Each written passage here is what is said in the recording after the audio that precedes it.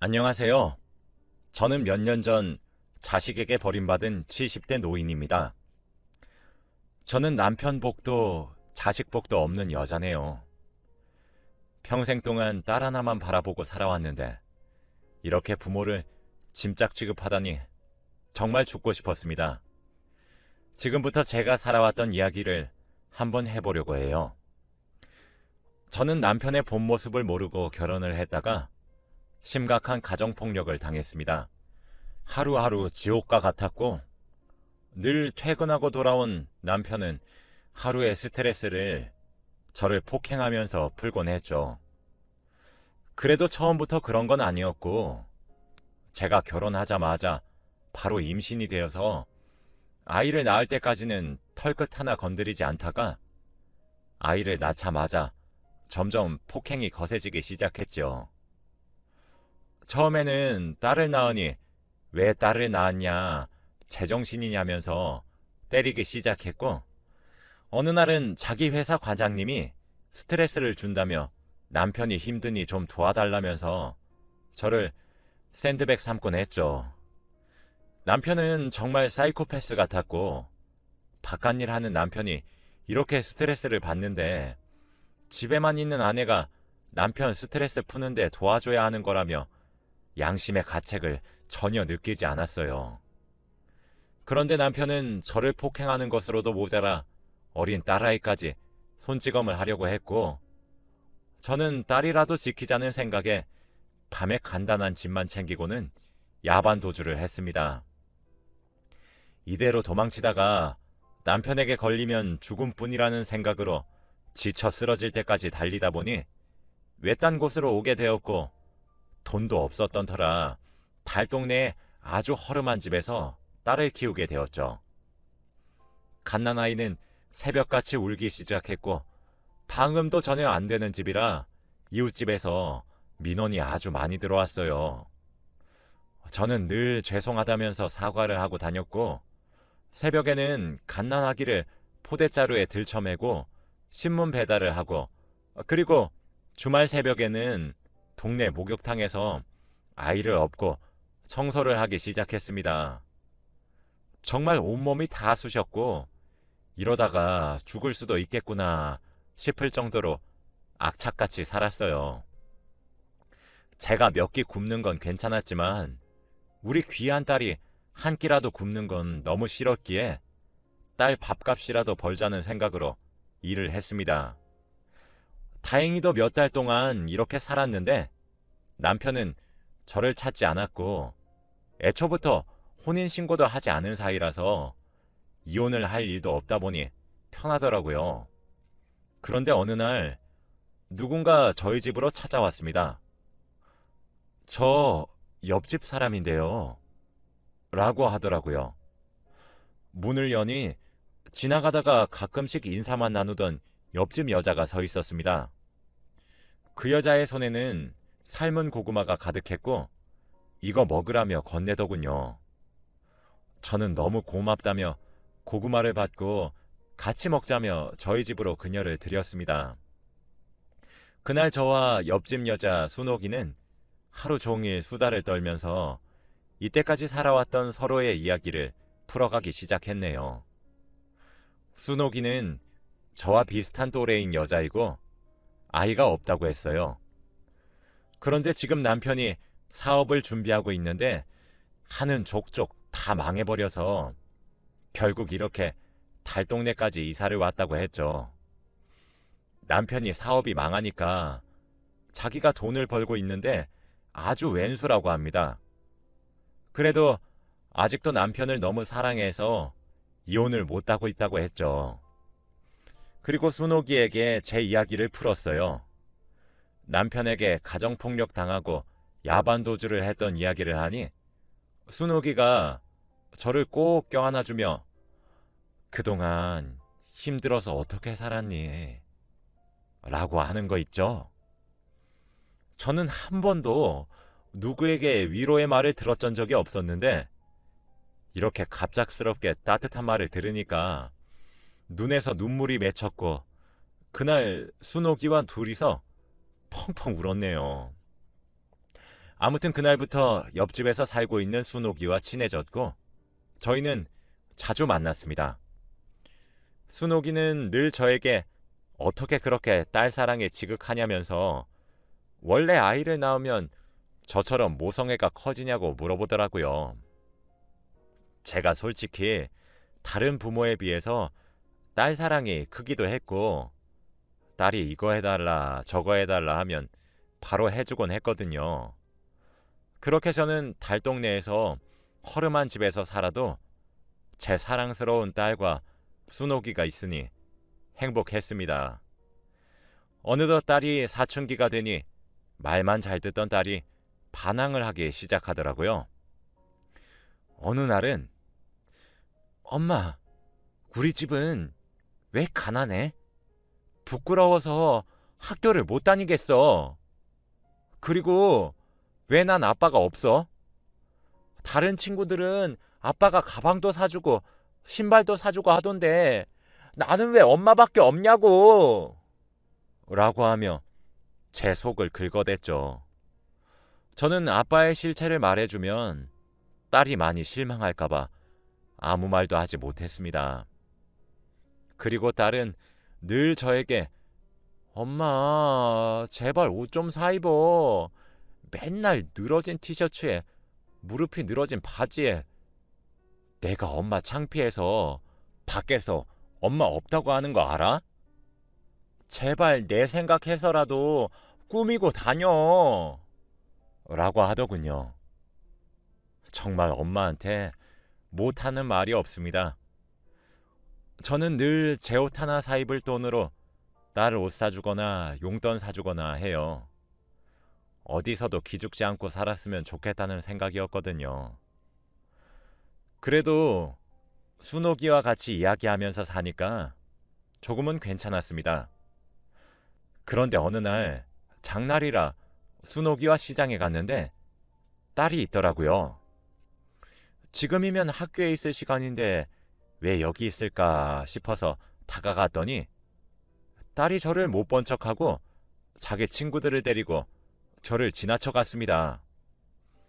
저는 너무 놀라서 저를 지나친 딸의 뒷모습을 보는데 정말 억장이 무너지더라고요. 순옥이는 아휴, 저 나쁜 계집애. 너 딸 잘못 낳았다 얘. 라고 했죠. 집으로 돌아오니 딸이 있었고 저와 딸은 아무 이야기도 하지 않았어요. 딸이 왜 그렇게 했는지 알고 있었거든요.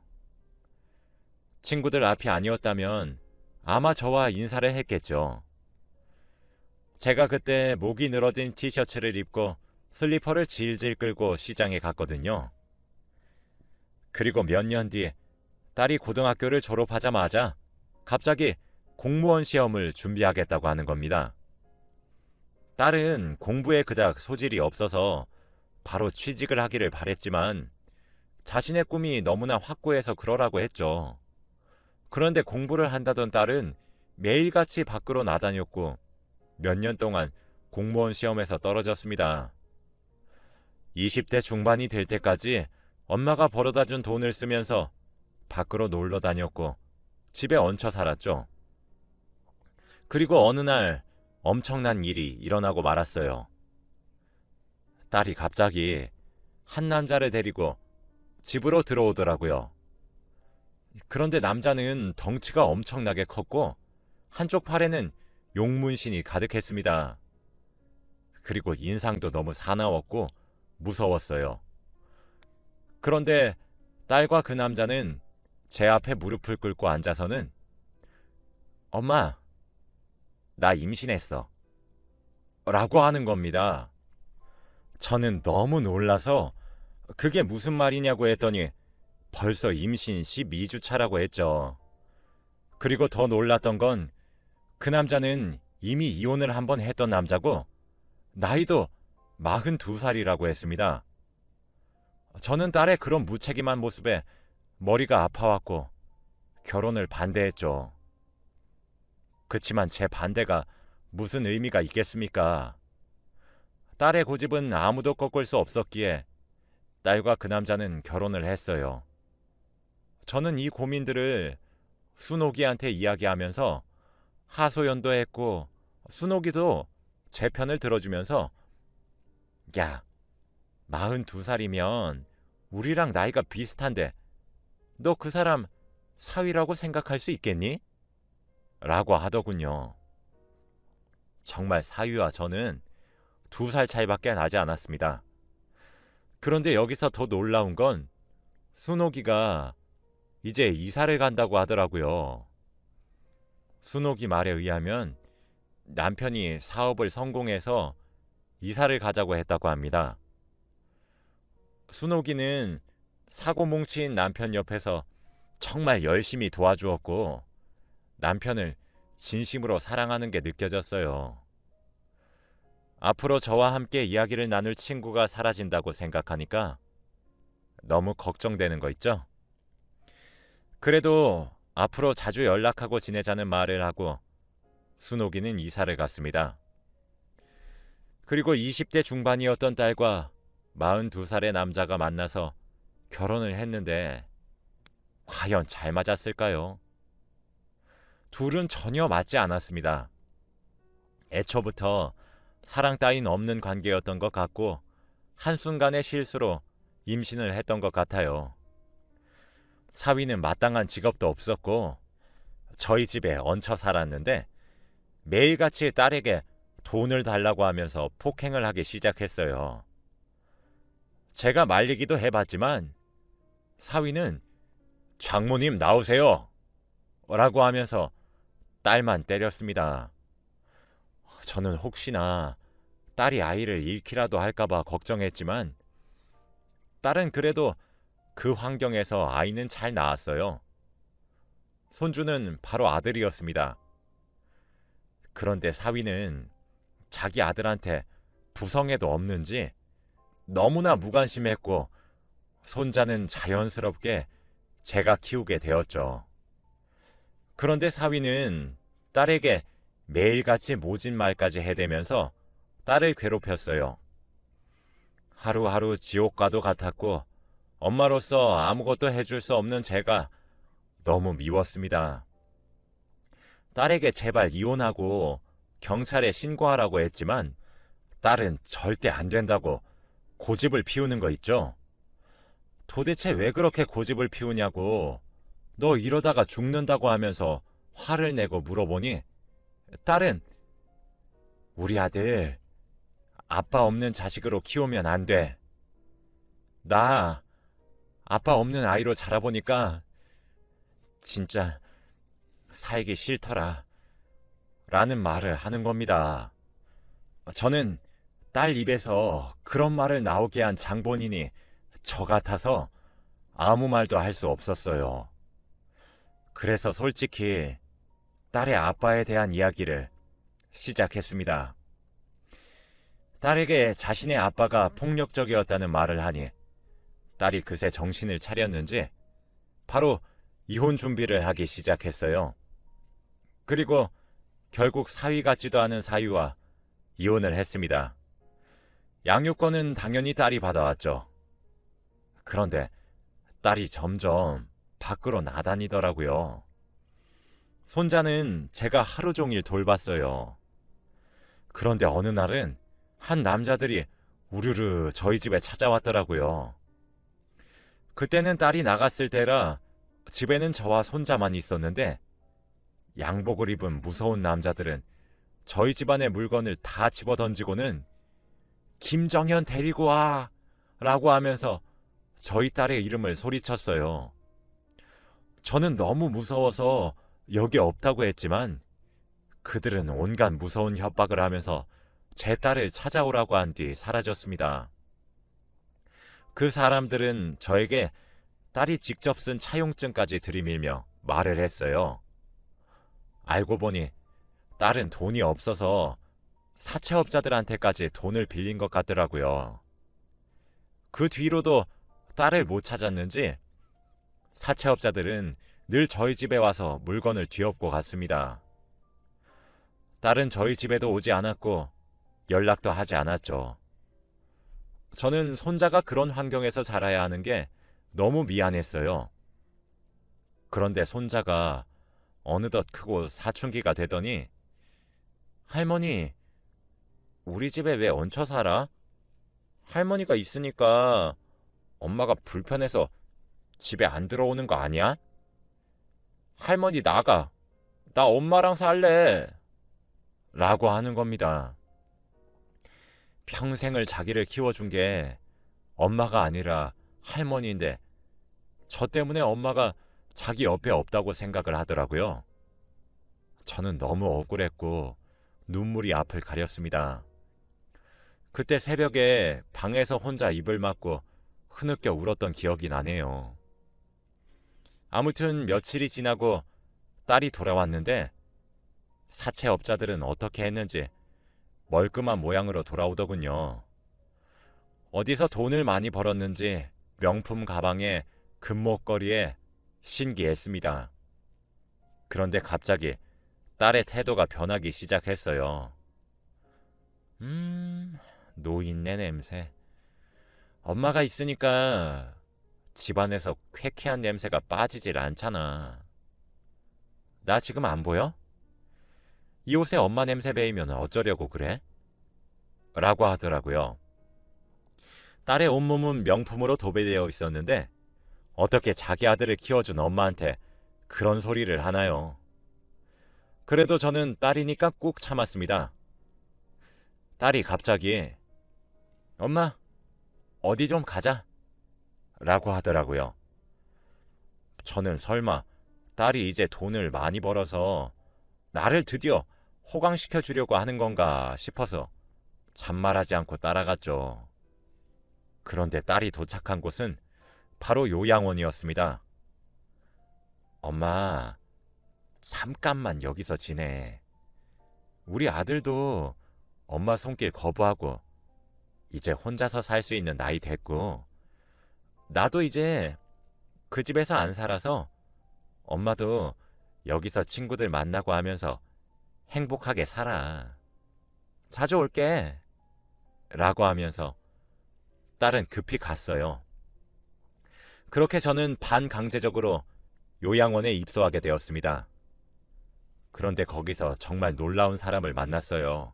바로 옆집에서 살던 순옥이었는데요. 신기하게도 같은 병실이었습니다. 남편의 사업이 성공해서 행복하게 살고 있을 줄 알았던 순옥이가 거기에 있으니 너무 신기하더라고요. 그런데 순옥이가 하는 말은 정말 충격적이었습니다. 순옥이의 남편은 사업을 성공하고 돈 맛을 알게 되니 옆에 있던 순옥이를 무시하기 시작했다고 하더라고요. 그때 순옥이의 나이가 40대였는데 요양원에 못 가니 아예 대놓고 없는 취급을 하기 시작했고 남편은 초반에는 어느 정도 얼굴을 들여다보다가 이제는 얼굴도 잘 기억이 나지 않는다고 했습니다. 그리고 65살이 되자마자 이 요양원으로 왔다고 했죠.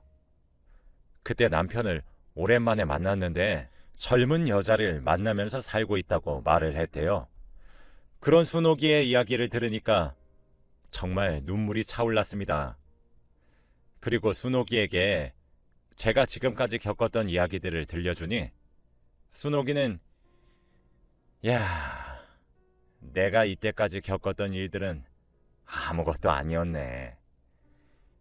그동안 고생 많았어. 라고 하더군요. 그렇게 순옥이와 이런저런 이야기를 하니 시간이 금방 갔습니다. 며칠 동안 그렇게 요양원 생활에 적응하려고 할 때쯤 손자와 딸이 너무 보고 싶더라고요. 그래서 외출 신청을 하고 집으로 향했습니다. 열쇠가 없으니 문 앞에서 기다리고 있는데 멀리서 딸이 걸어오더라고요. 저는 반갑게 손을 흔들면서 인사했는데 딸은 놀란 표정으로 저에게 뛰어왔습니다. 엄마, 여기가 지금 어디라고 와? 누가 본 거 아니야? 얼른 요양원으로 돌아가. 왜? 엄마는 우리 딸 보고 싶어서 왔는데 왜 이렇게 면회를 안 와? 우리 손주도 보고 싶어. 그런데 딸은 얼른 가라며 저를 밀기까지 하더군요. 제가 절대 안 간다고 힘을 주고 있으니 아예 경찰에 신고까지 하겠다고 하더니 결국 신고를 했습니다. 바로 주거 침입죄로 저는 경찰서에 잡혀갔고, 경찰관들도 70살이 다 되어가는 할머니가 자기 딸한테 주거 침입죄로 신고를 당한 게 이상했는지 경찰차로 요양원까지 데려다 주더라고요. 저는 저를 경찰에 신고한 딸의 모습이 전혀 믿기지 않았습니다. 돌아와서 순옥이한테 이야기를 하니까 역시나 놀라더군요. 전 손자 얼굴도 보지 못한 채 요양원에 와야 했습니다. 그런데 몇 달 뒤 간호사분께서 어머니, 따님 면회 오셨어요 라고 하는 거 있죠. 저는 너무 놀라고 반가운 마음에 얼른 딸을 보러 1층으로 내려갔는데 딸 옆에는 한 남자가 서 있었습니다. 그 남자는 저보다 나이가 많아 보였습니다. 그런데 딸은 엄마, 나랑 결혼할 사람이야. 인사해. 라고 하더라고요. 저는 너무 놀라서 정연아, 이분 연세가 어떻게 되시니? 엄마, 요즘 세상에 나이가 중요해? 나랑 너무 잘 맞고 나한테 너무 잘해줘서 결혼하는 거야. 엄마도 딸 행복을 위해서라면 결혼 반대 안 할 거지? 흰머리 가득한 노인네랑 결혼을 한다는 딸이 믿기지 않았어요. 딸도 솔직히 40살이 넘어서 이제 결혼과는 거리가 먼 나이인데 나이 차이가 엄청나게 많이 나는 사람과 결혼을 한다니요. 할 말을 잃었습니다. 제 딸 성격에는 제가 하지 말라고 해도 딸은 할 여자라서 차마 반대도 못했죠. 그런데 갑자기 딸 옆에 있던 남자가 제 뒤를 보더니 엄청 놀란 표정을 짓더라고요. 저와 딸은 그 남자의 시선이 향하는 곳을 쳐다봤는데 순옥이가 서 있었습니다. 순옥이도 엄청나게 놀라는 표정이었죠. 저는 아마 저희 딸이 이렇게 나이 많은 사람과 앉아있는 상황에서 놀란 줄 알았습니다. 그래서 저는 순옥이를 불러 순옥아, 우리 딸이 이분과 결혼을 한다네 라고 말했더니 순옥이는 뭐? 결혼? 이라고 하더라고요. 정연아, 너도 기억하지? 우리 옆집 순옥이 이모. 인사해. 둘이 오랜만에 봤을 텐데. 딸은 깍듯이 인사를 했는데 딸 옆에 앉아있던 사람은 여전히 벙쪄 있는 표정이었습니다. 그런데 갑자기 순옥이의 입에서 여보, 결혼이라니? 라는 말을 하는 겁니다. 저는 너무 놀라서 뭐? 여보? 라고 했죠. 알고 보니 딸과 결혼한다던 노인은 바로 순옥이의 남편이었습니다. 제가 달동네에 살 시절에는 딸과 저는 순옥이 남편분의 얼굴을 한 번도 본 적이 없어서 몰라뵀던 것이었죠. 알고 보니 그 남자는 계속되는 사업 실패로 힘들어하다가 성공하고 돈 맛을 보니 순옥이를 여기다가 두고 젊은 여자를 들인다는 것이 제 딸을 들인 것이었습니다. 순옥이는 그 순간 뒷목을 잡고 쓰러졌고 순옥이 남편은 여보! 라고 하며 순옥이를 걱정하더라고요. 저는 너무 역겨웠고 딸도 많이 충격을 받은 것 같아요. 딸이 그렇게 명품을 치장하고 사채 빚을 갚았던 것이 알고 보니 그 남자의 돈이었던 거죠. 그렇게 그 남자와 딸의 결혼은 당연히 무산이 되었고 순옥이도 바로 이혼을 했다고 해요. 순옥이에게 왜 정신병원에 감금당할 때부터 이혼을 하지 않았냐고 물으니 그 남자가 이혼을 안 해줘서 못했는데 지금은 순순히 해줬다고 하네요. 아마 자기도 너무 죄책감을 느껴서 해준 것이 아닐까 싶습니다. 어떻게 세상에 이런 일이 생기는지 아직도 충격이 가시질 않네요. 지금은 순옥이와 요양원을 퇴소하고 각자 삶을 살아가고 있습니다. 여전히 저희 집은 근처이고 자주 만나면서 이야기도 나누고 하네요. 어떻게 저희 딸과 순옥이 남편이 아이고 부끄러워서 아무 말도 못합니다. 딸도 지금은 정신을 차리고 살고 있는 것 같아요. 엄마 노릇을 조금은 하고 있는 것 같습니다. 예전에 하던 일을 다 관두고 공장에 들어가서 돈을 벌고 있다고 했어요. 그래도 딸이니까 팔은 안으로 굽는다더니 미워도 싫어할 순 없더라고요. 제 파란만장한 인생 이야기는 여기까지입니다. 들어주셔서